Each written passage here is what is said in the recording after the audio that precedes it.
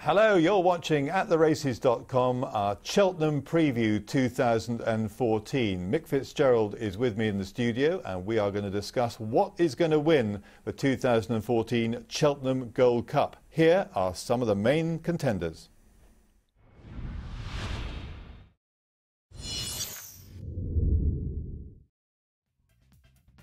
Racing now towards the final fence. Ruby Ball and First Lieutenant from Bobsworth towards the stand side, and then Sir Deschamps. They're coming down to the final fence in the Lexus, and as they rise, First Lieutenant in the centre, Ruby Ball over on the far side, being followed by Bobsworth. They're racing inside the last 200 yards, and First Lieutenant, here comes Bobsworth, the Gold Cup winner, to cut them down. They're racing up towards the finish, and Bobsworth, the champion, has done it. Bobsworth and Barry Geraghty win the Lexus for Nicky Henderson. First Lieutenant placed again, Ruby Ball third, Sir Deschamps, Lyrene Legend, Foil Dove, Lord Windermere, Union East.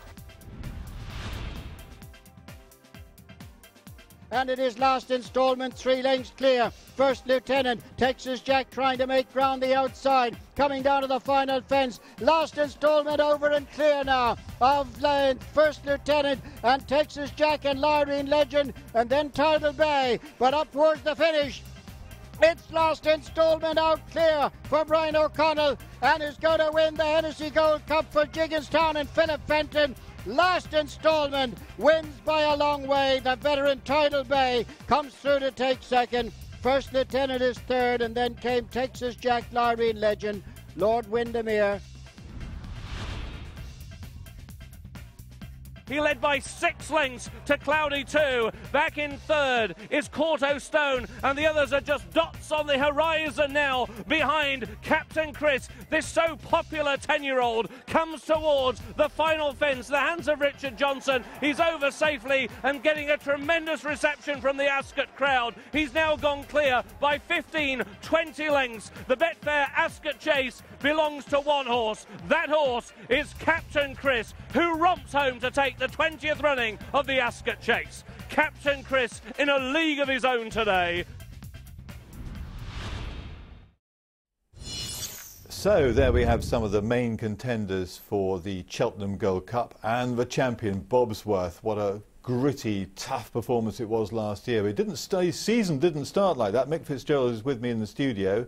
In the Betfair Chase at Haydock, he was very much below par, wasn't he? A long way below par. He was a long way below par, but you know, the one thing with Bobsworth he's got in his armoury really is the fact that he's trained by a man who knows how to get them right for the big day. And last year many people raised their eyebrows when he only ran twice. He won the Hennessy and then he went and won the Gold Cup. Many people thought, oh, you know, the stats are against him, everything's against him. Nicky knows this horse has got, he's not the biggest. He put so much into his races. He thought that if he ran him too many times, this horse would just burn himself out. You know how races stay in your mind. This win in the Lexus Chase at Christmas was just incredible. But look how many horses there is all together, Robert. You know, the ground was probably not as bad as people thought. And what I love about this is the way this horse quickens. He doesn't just stay past them, he quickens. Look at him. He's like a little terrier. How similar is this run to the line? It's quite a stiff uphill finish here to Cheltenham. It is. He just seems to show him a hill and he'll charge up it. Yeah, and he's 5 from 5 round Cheltenham. He's 3 from 3 at the Cheltenham Festival. You do not get more impressive profile than that. It takes a good horse to go back there and win year after year. But also what it shows you is his ability to handle conditions, the occasion, and everything that the Cheltenham Festival throws at you. Well, a horse we know that is a very good horse comes from Ireland, trained by Philip Fenton. Last instalment, because his last win was mighty impressive. He beats Tidal Bay here at Leopardstown. We haven't seen an awful lot of him here. No, we haven't, but he beats Lyrene Legend, First Lieutenant, Texas Jack. You know, these are all good horses that he's slamming. And the one thing this horse has got, for me, is a lot of natural ability. Davy Russell, his former Gigginstown retained rider, he said when he was asked, how would you compare Sir Deschamps, who finished placed in last year's Gold Cup, to last instalment? He said, there is no question, last instalment is a much better horse. You saw him doing what he did to those horses there. This is a very good horse, and you underestimate him at your peril. Silviniaco Conti, of course, was bang there with a chance in last year's Gold Cup, came down at, what, 3 out, was it? 3 out. 3 out, when going pretty well. Of course, you never know.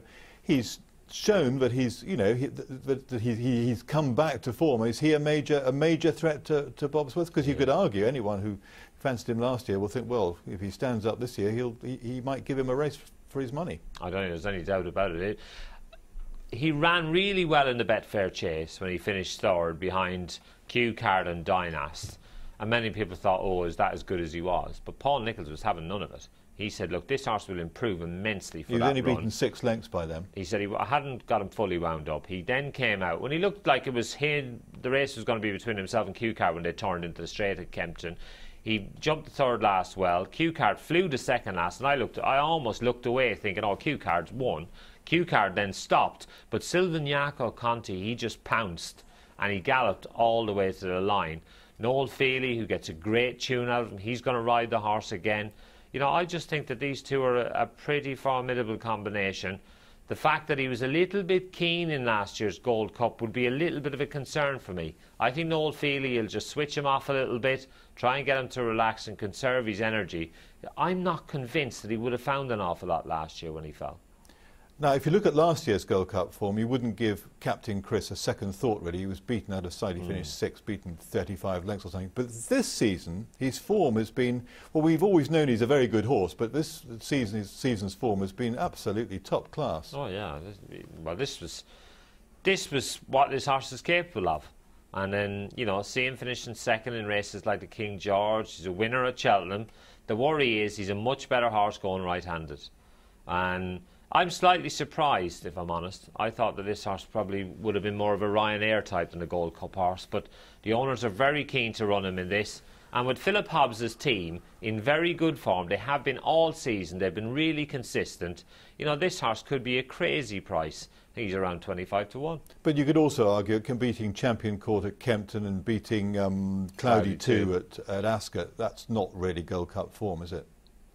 Possibly not on the face of it, but he's a horse who's got a good record at, you know, at that trip, if you take away his poor run in last year's race. And if there was a deluge, a real swamp like the old Desert Orchid days, how about Harry Topper? I think Harry Topper would have a chance, but I think it would have to be a monsoon on the Friday of Cheltenham for him to figure. And the winner? The winner is Bobsworth. Unoriginal, but I think Bobsworth, he'll complete that 6 from 6 record. Bobsworth to win the Gold Cup again, says Mick Fitzgerald. You have been watching the Gold Cup preview on attheraces.com.